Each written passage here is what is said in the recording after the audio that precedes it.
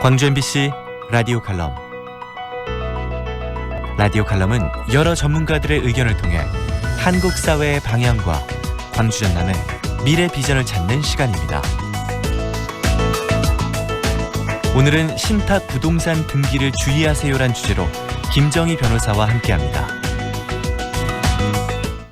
주택을 임차할 때는 확정일자와 전입신고를 해야 하고, 상가를 임대할 때는 확정일자를 받고 사업자 등록을 해야 임차인은 법률에 의해서 보호받을 수 있다는 것은 상식입니다. 확정일자를 받고 전입신고를 받았는데 보호받지 못하는 경우도 있습니다. 바로 부동산에 신탁 등기가 된 경우입니다.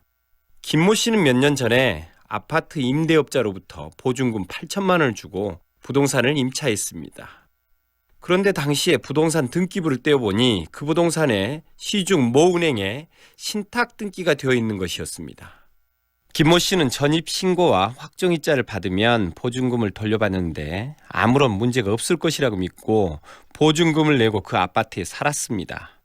그리고 임대차 계약 기간이 끝나자 김모 씨는 부동산 임대업자에게 보증금을 돌려달라라고 했는데, 임대업자는 돈을 주고 싶지만 줄 돈이 없다 라고 나몰라라만 합니다. 김 씨는 전문가에게 상담해서 임차권 등기 명령까지 받았지만 그 아파트가 경매되어서도 돈을 한 푼도 받지 못한 상황이 되었습니다. 신탁 등기는 보통 건물주가 은행으로부터 대출을 받는 조건으로 부동산 소유권을 은행에 맡기는 절차입니다. 그 신탁 등기가 되면 신탁회사가 그 소유자가 되기 때문에 신탁을 맡긴 부동산 임대업자는 그 부동산에 대해서 처분할 권한이 없어집니다. 그래서 부동산 임대업자의 채권자들은 신탁 부동산에 대해서 강제 집행도 할 수 없게 되는 것이죠. 최근 이러한 피해 사례가 적지 않습니다. 일례로 신탁 등기가 된 대학가 빌라를 임차했던 60명이 한꺼번에 보증금을 받지 못한 일이 있었는데요. 피해자 대부분이 대학생과 신혼부부였다고 합니다. 계약 당시 부동산 임대업자나 공인중개사는 태연스럽게 임도인과 신탁회사가 이중으로 보증금 반환을 보증하는데 걱정 없다, 믿고 하자 라는 말을 믿고 피해자들은 계약을 체결하고 결국 거의 전 재산을 날리게 된 거죠.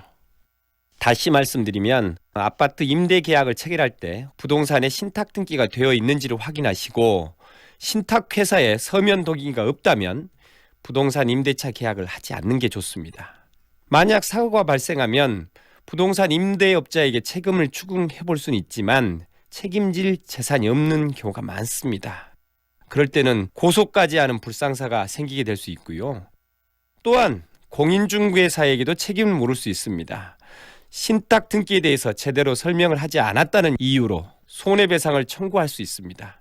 판례는 그 경우 보증금의 50에서 70%를 공인중개사 등이 책임져야 한다고 판결하고 있습니다. 다시 한번 말씀드리겠습니다. 신탁 부동산에 대한 임대차 계약 신중해야 할 것 같습니다. 김정희 변호사는 법무법인 지음의 대표 변호사로 민주사회를 위한 변호사 모임 민변의 광주 전남 부지부장을 맡고 있으며 올바른 법 집행과 인권이 살아있는 도시 광주를 만들기 위해 왕성한 활동을 펼치고 있습니다.